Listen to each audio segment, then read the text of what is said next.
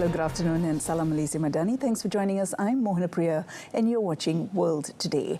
National doubles pair Aaron Chia Sowi came back from the brink of defeat to retain their position as Olympic badminton bronze medalists in a thrilling encounter at the Paris 2024 Olympics last night. Rasa soal lega boleh lepaskan semualah apa yang kita lalui selama ini, apa yang kita pressure di diri sendirilah. Yang ini momen lah kita melepaskan dan akhirnya kita walaupun bukan dapat gol tapi kita dapat juga medal bronze untuk kalau bukan untuk saya, untuk family saya, untuk BAM, untuk yang semua support kita lah. Meanwhile, Wuyik said they managed to overcome Astrup Rasmussen by increasing their variation and defensive resilience. Kena thank you semua rakyat Malaysia yang support kita sentiasa match to match, setiap match yang support kita. Lepas tu kita punya parents, saya punya family, lepas tu coaches, BM, kita punya presiden, kita kena thank you dengan dia orang lah sebab dalam 1 tahun ni memang tolong kita banyak, support kita, especially RTG lah saya rasa. At Tokyo 20, Gaza's Civil Defense Agency said an Israeli strike hit 2 schools in Gaza City on Sunday, killing at least 30 people, while the Israeli occupation forces claimed it had struck Hamas command centers. These bring to at least 11 the number of schools in Gaza to be struck since 6th July, killing around 150 people based on a tally of tolls previously given by officials in the territory.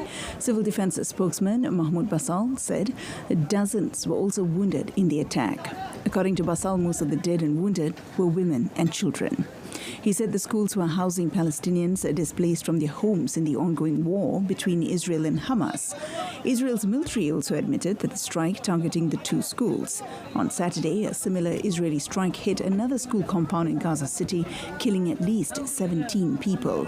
The Israeli military has repeatedly accused Hamas of using civilian facilities as command and control centers or to hide their commanders and fighters. The Palestinian group, however, denies the accusation. The Palestinian Minister of Health, Majid Abu Ramadan, announced on Sunday the launch of a blood donation campaign for the people of Gaza titled Our Blood is One. In a press conference at the Central Blood Bank in Ramallah, Majid explained that the campaign will be active at all blood banks within the ministry's hospitals, as well as through a mobile blood bank vehicle. Majid said the campaign would run until Thursday in collaboration with the Rahma Foundation. نتيجة للعدوان المستمر منذ 10 أشهر نجد أن قطاع غزة يعاني من كارثة في مختلف النواحي. الكارثة ليست فقط في عدد الشهداء والجرحى والذي فاق 100,000. الكارثة هي نزع آدمية السكان الموجودين في محافظات غزة ال5، نزع آدميتهم، إيلامهم بطرق نفسية شديدة. The minister highlighted that the blood bank teams of the Ministry of Health will collect, test and store blood units, which will then be handed over to the Rahma Foundation. The foundation will be responsible for transporting the blood to hospitals and healthcare centers in Gaza to meet the needs of the injured and sick with various blood types. Majid also urged the public to participate in the blood donation campaign, aiming to collect 3,000 units of blood. Meanwhile, more than 15,000 healthcare workers from Iran are ready to be deployed to the Gaza Strip to assist the Palestinians in dire need of medical care. Mohammad Hossein Zared Zadeh, head of the Basij Medical Organization, said if access to the besieged territory is secured, many doctors and healthcare professionals from across Iran are willing to provide medical and health services to the war-ravaged population. In November last year, Iranian Health Minister Bahram Einolahi asked member countries of the World Health Organization Eastern Mediterranean Regional Office to form Doctors Without Borders Organization of Islamic countries to provide essential medical services to Palestinians in Gaza. Einolahi made the remarks while attending the extraordinary meeting of health ministers of the member countries of the WHO EMRO titled Intensification of Conflicts in the Occupied Palestinian Territories. Turkish Foreign Minister Hakan Fidan visited Arish and the Rafah border crossing with Gaza on Sunday during a 2-day trip to Egypt. He was welcomed by North Sinai Governor Khalid Megawer upon arrival at Arish Airport. Fidan and his delegation toured Egyptian Red Crescent logistical warehouses in Arish, inspecting aid operations and supplies, including those from Saudi Arabia and the United Arab Emirates. Governor Megawer said that the aid was stored in several equipped warehouses and coordinated for delivery to Gaza through the Egyptian Red Crescent, its Palestinian counterpart, and the UNRWA. He explained that the aid was being sent by the Arab and foreign countries, as well as regional and international organizations, via 3 routes: by land on trucks, by sea via the Arish seaport, and by air via Arish International Airport. Foreign Minister of Turkey praised Egypt's role in receiving and sending aid to Gaza, saying that both Egypt and Turkey share the position of the necessity of ending the conflict in Gaza and establishing peace through a 2-state solution. Passengers disembarked from Beirut's international airport on Sunday as regional tensions escalate and nations ask their citizens to leave. Now, earlier on Sunday, France and Italy issued travel advisories urging their citizens in Lebanon to leave the country due to the risk of military escalation in West Asia. The United States and United Kingdom have already urged their citizens to leave by any means possible. Tensions have escalated following the assassination of Ismail Haniyeh, leader of the Palestinian freedom fighter group Hamas, in Tehran on Wednesday. This incident came a day after an Israeli strike in Beirut killed Fuad Shukr, a senior military commander of the Lebanese armed group Hezbollah. Airlines are avoiding Iranian and Lebanese airspace and cancelling flights to Israel and Lebanon as concerns grow over a possible regional conflict. Yesterday, the Israeli army claimed that Lebanon had fired approximately 30 projectiles overnight into northern Israel from a Hezbollah launcher. The army also claimed to have intercepted most of them through the Iron Dome missile defense system.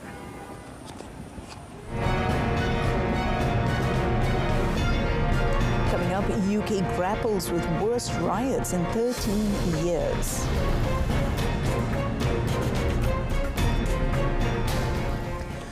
But first, United States Defense Secretary Lloyd Austin has revoked plea deals reached with the man accused of masterminding the September 11, 2001 attacks and 2 accomplices, just 2 days after the announcement of an agreement that reportedly would have taken the death penalty off the table.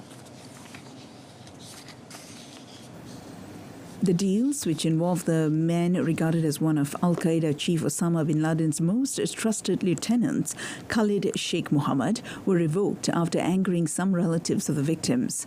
Austin also relieved Susan Escalia, who oversees the Pentagon's Guantanamo War Court, of her authority to enter into pre-trial agreements in the case and took on the responsibility himself. It was reported that Khalid and the accomplices, Walid Muhammad Saleh Mubarak bin Atash and Mustafa Ahmad Adam al-Hawsawi, had agreed to plead guilty to conspiracy in exchange for a life sentence instead of facing a trial that could lead to their executions. He is accused of masterminding the plot to fly hijacked commercial passenger aircraft into the World Trade Center in New York City and the Pentagon. The cases against them have been bogged down in pre-trial maneuverings for years, while the accused remain held at Guantanamo Bay. Much of the legal jousting has focused on whether they could be tried fairly after having undergone methodical torture at the hands of the CIA in the years after 9/11. Kyiv released the first images of Ukraine's F-16 fighter jets flying above the skies of Ukraine on Sunday as President Volodymyr Zelensky watched on. Zelensky said on Sunday that Ukraine's Air Force pilots had started flying the F-16s for operations over Ukraine, confirming the long-awaited arrival of the US-made fighter jets more than 29 months since Russia's invasion. The Ukrainian leader announced the supply of the warplanes, which Kiev has lobbied for since the first day of the war, as he met Air Force pilots at an airbase flanked by 2 F-16s, with 2 more of them flying overhead. The arrival of the jets is a wartime milestone for Ukraine that caps many months of waiting, although it remains unclear how much of an immediate impact they will have in enhancing air defenses and on the battlefield. Until now, Ukraine has relied on an aging fleet of Soviet-era warplanes that are outgunned by Russia's most advanced and far numerous fleet. Russia has used that edge to conduct regular long-range missile strikes on targets across Ukraine and also to pound Ukrainian frontline positions with thousands of guided bombs supporting its forces that are slowly advancing in the east. It remains unclear what missiles the fighter jets are equipped with. North Korean state media KCNA today reported leader Kim Jong-un overseeing the delivery of a new tactical ballistic missile system to troops. Now, Kim also gave a speech at the ceremonial event in Pyongyang on Sunday, where 250 new tactical ballistic missile launchers were unveiled.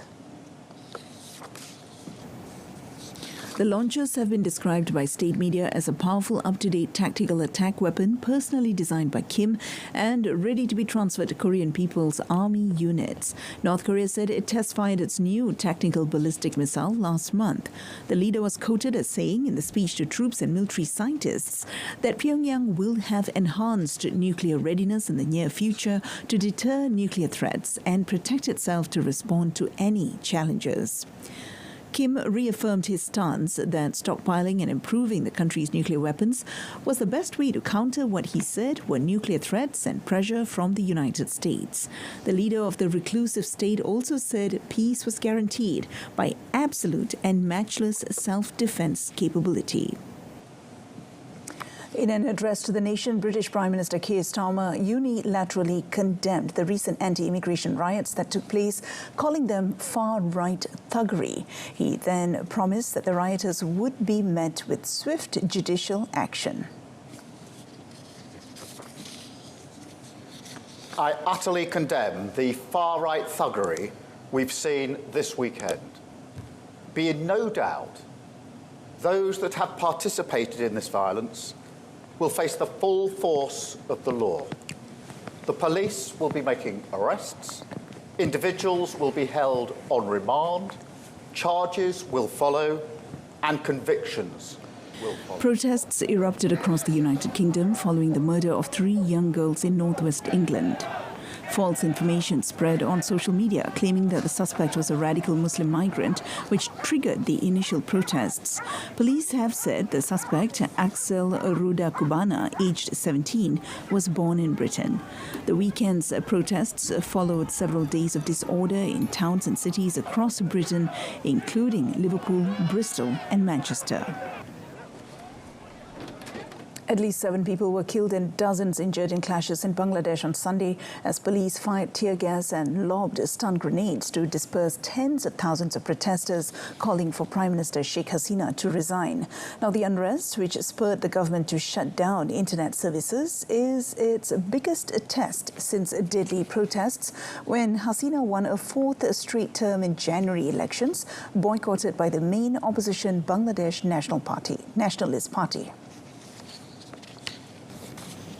2 construction workers were killed during a 3-way clash of protesters, police and ruling party activists. At least 3 people were killed and 50 injured in the northeastern district of Pabna during a clash between protesters and activists of Hasina's ruling Awami League.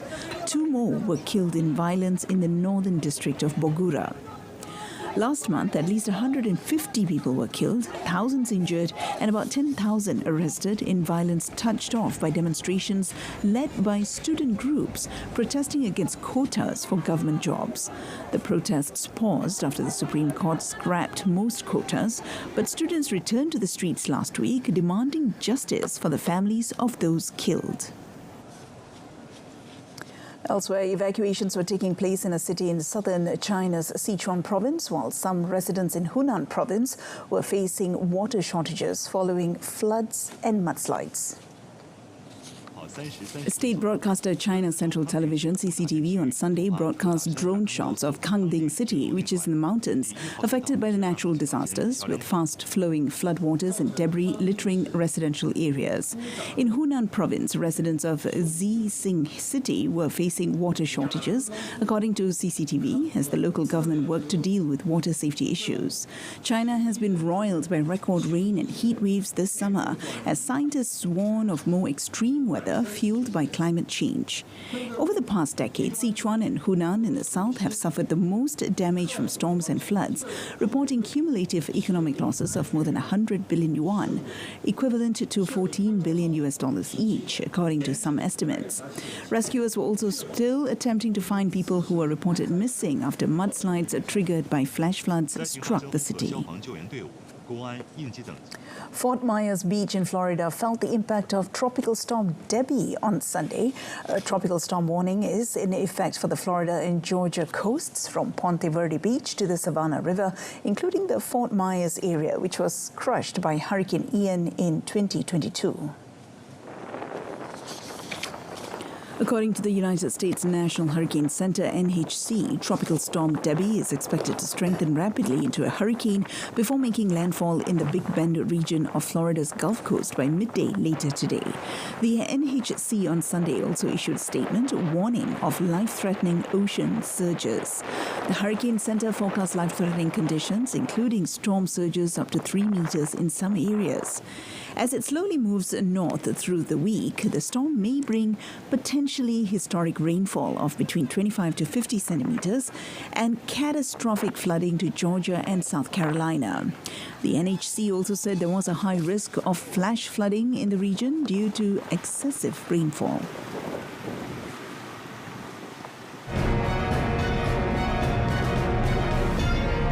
Up next, Noah Lyles banished his Tokyo demons as he stormed to Olympic 100-meter glory in Paris early this morning in his continuing bid to fill the void left by Usain Bolt.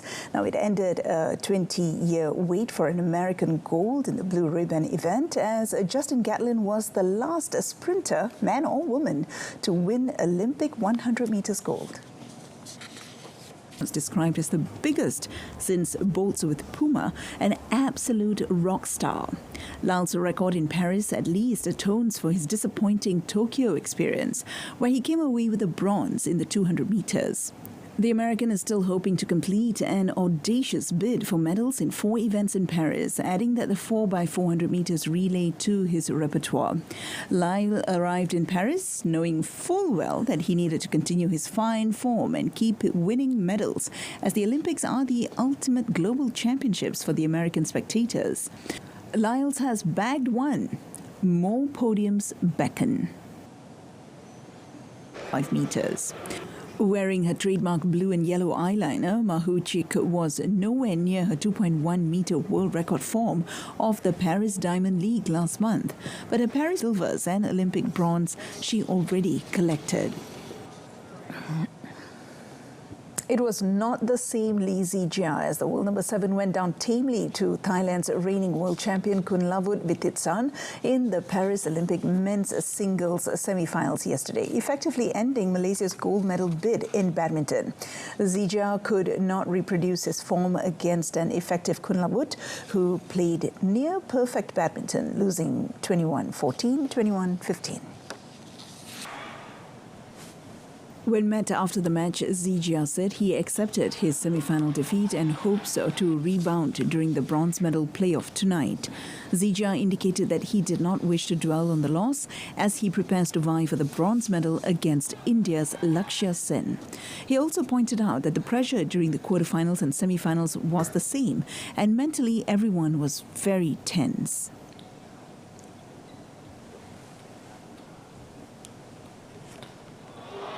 Dari starting game, I think Kunlavut sudah handle very well lah. Dan nampaknya dia control semua bola tu dengan sangat baik, confidence tu.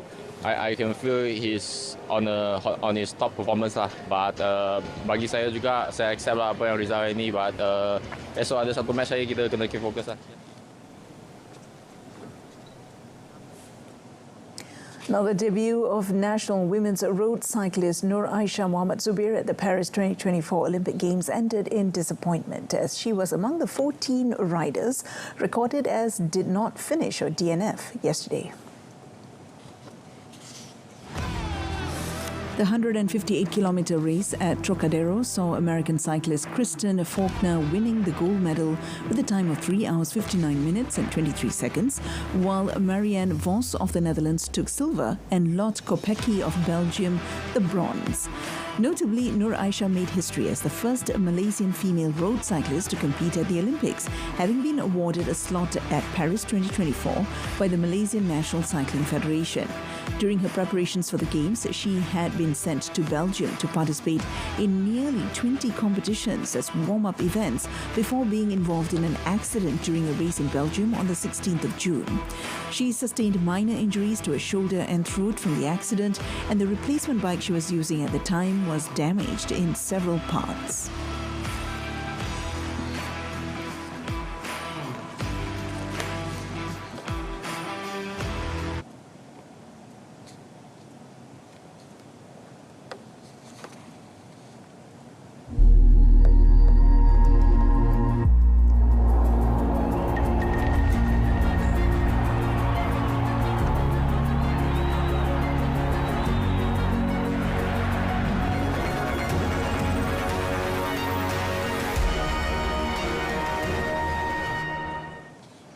And that concludes today's edition of World Today. In our top stories, smashing Aaron and Wu Yik come from the brink of defeat to win bronze.